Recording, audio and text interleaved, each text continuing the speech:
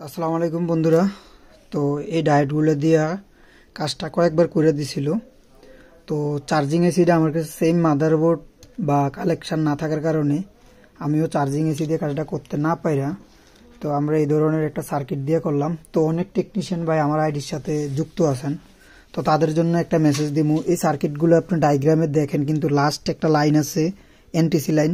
এই এনটিসি লাইনটা কিভাবে কানেকশন করবেন, তো এনটিসি লাইনটা লাগাবেন হচ্ছে ব্যাটারির যে থার্মাল লাইন আছে, থার্মাল এনটিসি ওই লাইনটা। এটা হচ্ছে 10K উঞ্চের। আপনি দেখবেন সার্কিটের ডায়াগ্রামের মধ্যে 10K উঞ্চ লেখা আছে, 10K। তো আপনার ওইটা মাপ দিবেন, মাপ দেওয়ার পরে দেখবেন যে এখানের মধ্যে মিটারের মধ্যে এই উঞ্চের মাপ দিলে 10K দেখাইবো, মানে 10K দেখাইবো, 10K। আর হচ্ছে যে কিভাবে কানেকশনগুলো করবেন আমি সবার জন্য সহজ করে দিতেছি। যদি লজিকের থেকে যদি ধরেন জিএনডি গ্রাউন্ড লাইনটা ঠিক আছে, কিন্তু চার্জিং এর থেকে বিভাস লাইন কাইটা গেছে, তাও কোনো সমস্যা নাই। তো চেষ্টা করবেন যে মাদারবোর্ডের থেকে শুধু যে বিভার্স যে লাইনটা আছে এটা যাতে আউট থাকে, এন থেকে কানেকশন টোটাল লাইনটা থাকবে এটার ভিতরে। তো এটা কিভাবে কালেকশন করবেন বা সহজে জিনিসটা সুন্দরভাবে চার্জ হইব। তো আমি যে এখন ফোনটা চার্জ দিয়ে রাখলাম, এটা কিন্তু সুন্দর চার্জ হইতেছে।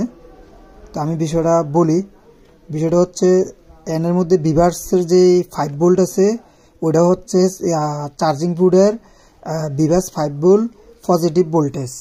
আর হচ্ছে জিএনডি গ্রাউন্ড, এটা আপনি গ্রাউন্ডে রাখবেন চার্জিং পোর্টের গ্রাউন্ড, অথবা যদি চার্জিং পোর্টের থেকে যদি পিসিবি বোর্ডের এই বোর্ডটার মধ্যে যদি গ্রাউন্ড লাইন লজিক বোর্ডের গ্রাউন্ড লাইন ঠিক থাকে, তাহলে লজিক বোর্ডের যে কোনো জায়গার থেকে গ্রাউন্ড লাইন দিলে হবে। আর আরেকটা লাইন থাকবো হচ্ছে ব্যাটারির প্লাস লাইন, মানে ব্যাটারির পজিটিভ লাইন।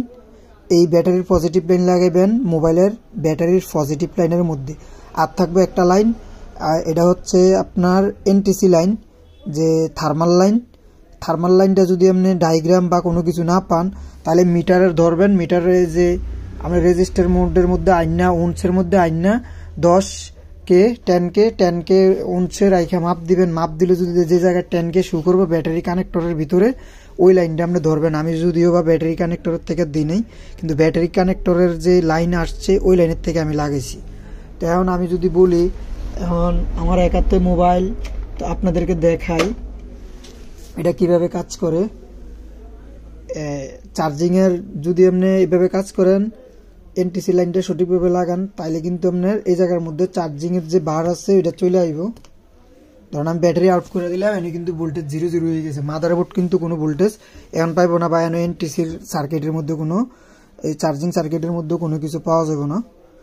তো আমি আবার ব্যাটারিটা কানেক্ট করলাম, দেখবেন সাথে সাথে এর মধ্যে এটার মধ্যে একটা সিগন্যাল লাইট দিব, প্লাস এর মধ্যে চার্জিংটা শো করবো।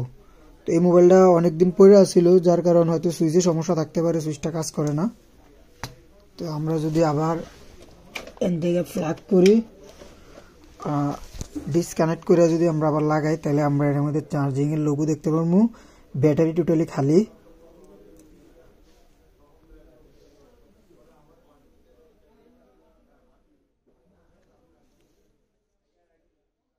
এই যে চার্জিং বার আসছে, মানে চার্জিং এর লোগো আসছে, কিন্তু এখন চার্জ দেবো।